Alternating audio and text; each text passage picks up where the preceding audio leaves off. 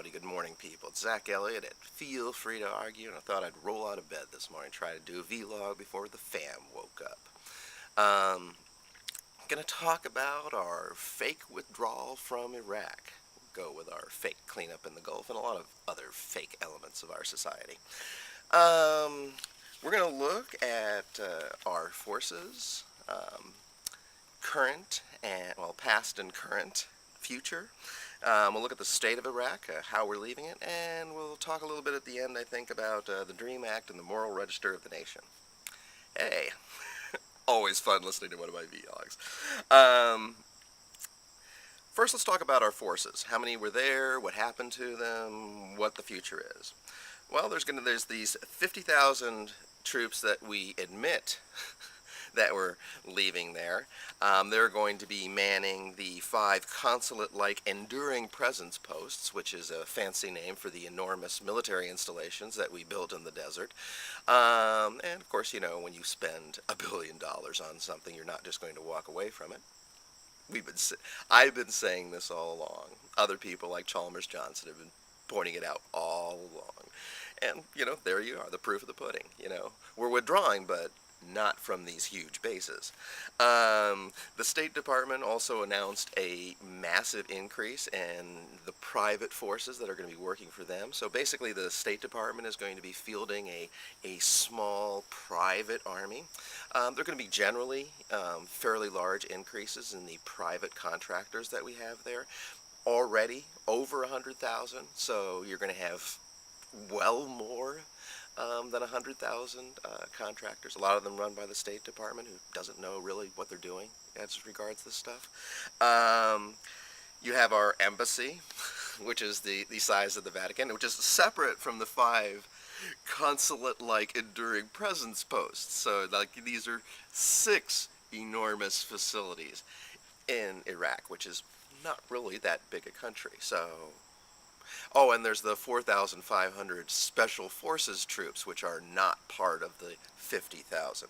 So that's, what, 54,500, 100,000 contractors, plus all the new contractors that are going to be added. Yeah, that doesn't seem like much a withdrawal, you know, when we're talking about like somewhere between, you know, 165 and 200,000 people in the country still. Sorry, 200,000 really super well armed people.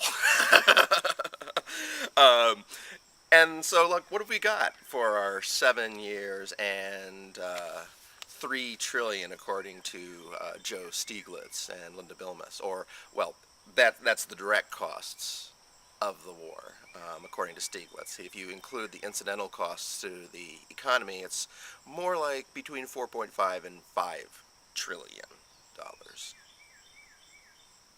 Yeah, that's a lot of money, huh?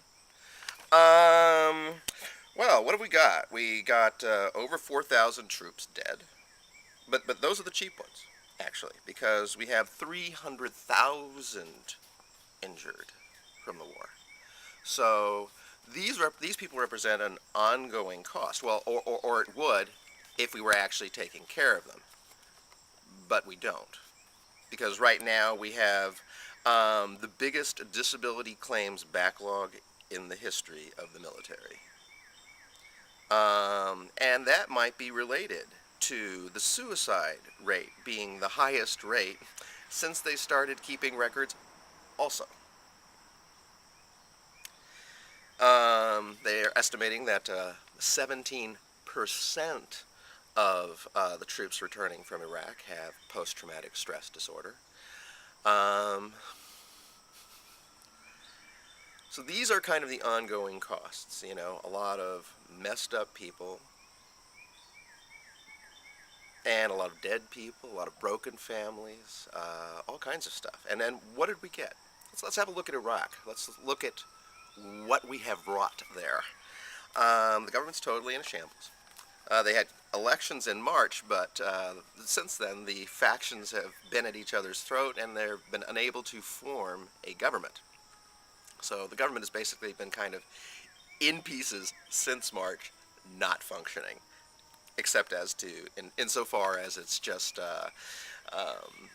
trying to stumble towards some sort of coalition, but it hasn't happened. Al-Maliki, there's mounting evidence that he is torturing. He's got his own facility where he tortures his political opponents. Um, well, I wonder who he learned that from. There you go. So, once again, this is like a further consequence of us being there because, we tortured first. And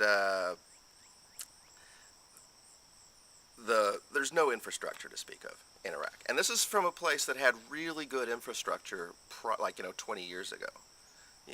Even prior to the Second Gulf War, the structure in Iraq was considered outstanding. It had one of the best hospital systems in the Middle East.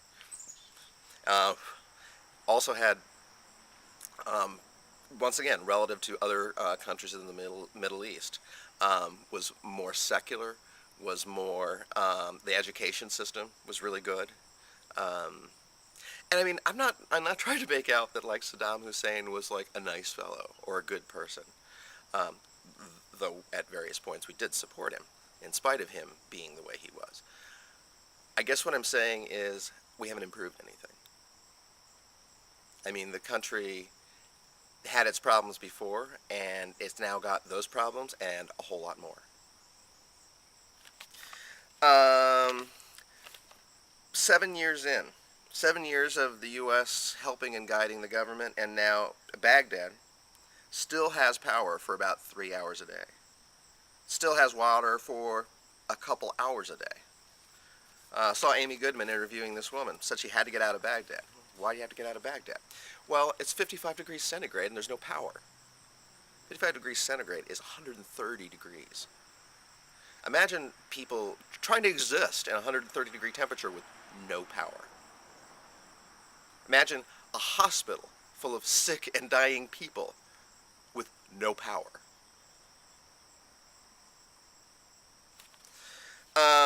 Then you have the millions of people who were displaced internally and externally. You read the horrifying, reports of these camps that are basically on the border between Iraq and all of its neighbors, where all the people who were displaced by internal conflict, women, being sold into prostitution to save their families, to give them something to eat. These are the realities of war. And finally, I want to talk about something that's kind of wending its way through the Congress right now, which doesn't seem to have a bearing on this, but it does. It's something called the DREAM Act, and it does have a useful component to it. I mean, it's a way of people becoming legitimate citizens, gives them a path. And it says, well, if you want to become a citizen, if you join the military, that'll become a path to citizenship. You can also go to college if you can find one that can teach you in your native language. And get all the money for it, because you're actually banned from getting assistance. But if you could do that, if you can get enough money and you go to college, you could do that. Or you could join the military, which is what most people will do. My feeling about this is that it becomes yet another way of keeping our military adventures off of the kind of moral balance sheet of the nation. Contractors is one way to do that. And contractors have the additional problem of being completely unaccountable. I mean, there's no real chain of command. There's no way you can prosecute them. By the way, I'm going to link to the saddest video I've ever seen, which is the father of a small boy who was killed in the Nisour Square massacre. That'll be linked below. And I think everybody should watch that if you want to know what it means to have private security versus actual U.S. troops. But contract personnel are taken off the moral register of the nation because they're considered mercenaries, and nobody gives a fuck if mercenaries die. And similarly, all of these poor people who are trying to get citizenship are not going to be considered real deaths either by a lot of people. They're going to say, oh, well, if he wants to try to scam his way into our country by joining the military, he gets his ass shot. Well, that's his problem. I mean, most people don't want him to come anyway. And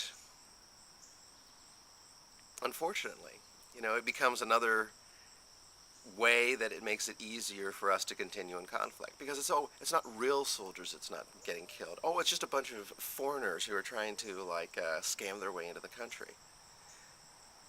It's a way for us to go and put our military places and have lots of people killed and have nobody care about it. That's the goal. But anyway, this has been Zach Elliott, and you can always feel free to argue. Have a good weekend, people.